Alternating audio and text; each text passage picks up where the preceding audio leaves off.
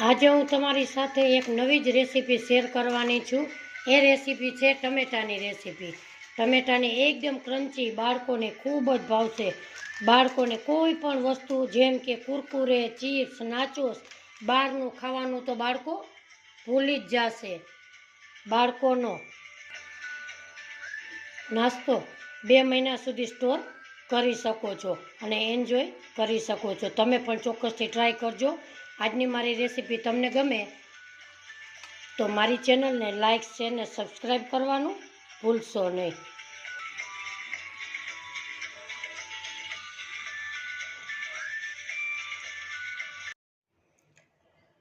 સૌ પ્રથમ નાસ્તો બનાવવા માટે અહીંયા સરસ મજાના એકદમ લાલ ટમેટા લીધા છે। અહીંયા આપણે 4 નંગ ટમેટા લીધા છે। એને આપણે આવી રીતે કટ લગાવીશું।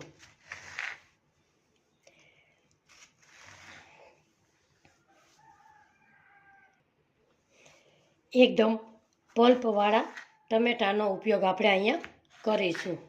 એકદમ આસાનીથી એકદમ ઇઝી રેસીપી છે। ચારેય ટમેટાનો કટ કરી આપણે બધા ટમેટાના કટકા કરી લીધા છે। હવે આપણે એક મિક્સર જાર લેશું, એમાં બધા ટમેટા ઉમેરી દેશું અને એક સરસ મજાનો પલ્પ તૈયાર કરી લઈએ। આપણો ટમેટાનો પલ્પ એકદમ સરસ થઈ ગયો છે।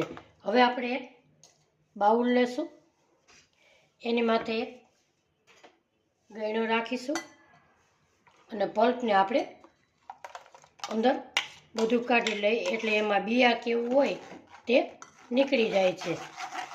ગાળવો એ ખૂબ જ જરૂરી છે। આવી રીતે પલ્પને આપણે ગાળી લઈએ। અહીંયા આપણે એકદમ સરસ પલ્પ ગળાઈ ગયો છે અને બિયાનો ભાગ છે એ નીકળી ગયો છે। હવે આપણે પલ્પમાં થોડા મસાલા કરી લઈએ। સ્વાદ પ્રમાણે મીઠું નાખીશું, અડધી ચમચી હળદર ઉમેરીશું અને નાની ચમચી તીખાની ભૂકી નાખીશું। એને આપણે આવી રીતે મિક્સ કરી લઈએ। અહીંયા આપણે બધું સરસ મિક્સ થઈ ગયું છે। હવે આપણે આ પલ્પમાં 1 કપ ઘઉંનો લોટ લીધો છે। હવે આપણે પલ્પ ઉપર જ આપણો રહેશે કે વધારે પલ્પ નીકળે તો એ પ્રમાણે વધતા ઓછો લોટનું માપ થશે। થોડો થોડો ઉમેરતા જશું અને લોટને આપણે કઠણ પૂરીની જેમ બાંધી લેશું। અહીંયા આપણે લોટ એકદમ સરસ કઠણ બાંધીશું। અહીંયા 1 કપ આપણે નાખી દીધેલો છે, વધતા ઓછો થાય તો આપણે થોડો ઘણો ઉમેરીશું। અહીંયા આપણે થોડોક એવો લોટ હજી આપણે ચમચા જેટલો ઉમેરીશું। હવે લોટને આપણે કઠણ એકદમ સરસ બાંધી લઈએ। આપણો લોટ એકદમ સરસ કડક બંધાઈ ગયો છે। ઉપર નાખીશું આપણે થોડુંક એવું તેલ। હવે એને આપણે મસળી લેશું એકદમ સરસ અને 5 થી 7 મિનિટ લોટને આપણે રેસ્ટ આપીશું। એને આપણે ઢાંકી દેશું। હવે આપણે 5 થી 7 મિનિટ જેવું થઈ ગયું છે। લોટને આપણે એકદમ સરસ મસળી લઈએ। હવે આપણે આમાંથી મોટા મોટા એવા લોયા બનાવીશું। મોટા મોટા એકદમ સરસ લોયા આવી રીતે મોટા આપણે બનાવીશું। અહીંયા આપણે કોરા લોટમાં ઉમેરી દેશું અને અહીંયા આપણે પ્લેટફોર્મ ઉપર જ મોટી મોટી એવી વણી લેશું। બહુ જાડી નહીં અને એકદમ સરસ પતલી નહીં, એવી રોટલી આપણે વણી લેશું। અહીંયા આપણી રોટલી એકદમ સરસ મોટી આપણે વણી લીધી છે। આપણે આવી રોટલીને વણીશું। આપણી રોટલી એકદમ સરસ વણાઈ ગઈ છે। હવે આપણે પિઝા કટરથી ચોરસ ભાગ કરી લેશું। વચ્ચેનો આપણે ઉપયોગમાં લેશું અને સાઈડનો ભાગ આપણે કટ કરી લઈએ। હવે આપણે આમાં આવી રીતે 3 કટ લગાવીશું। 3 કટ લગાવ્યા પછી આપણે આવી રીતે એને શેપ આપીશું ટ્રાયંગલમાં. આવી રીતે બધાને શેપ આપણે આપી દઈએ.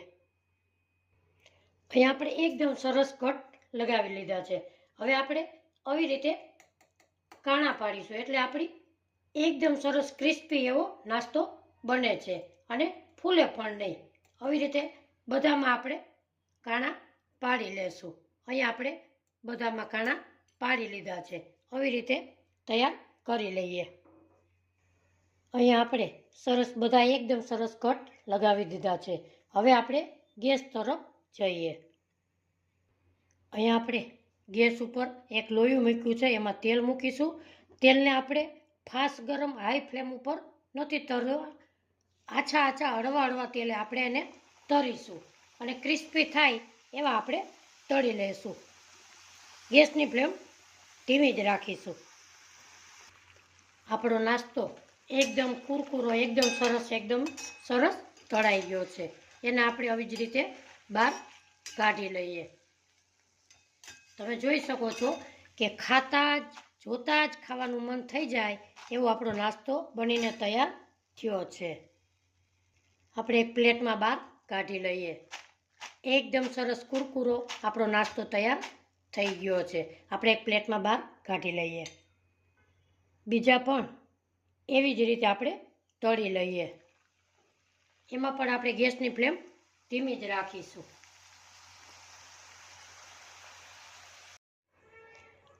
અહીંયા આપણો ચટપટો નાસ્તો તૈયાર થઈ ગયો છે. હવે આપણે સર્વ કરી લઈએ.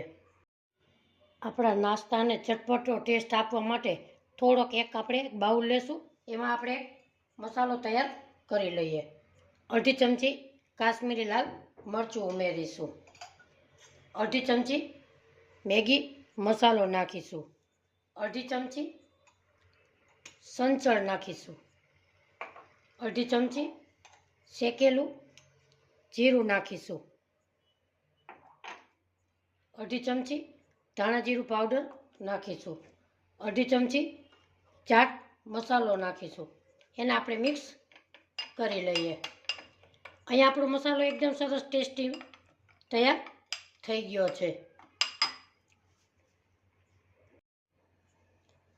આપણે એક મોટું વાસણ લેશું. એમાં આપણે નાસ્તો બનાવ્યો હતો એ અંદર નાખીશું.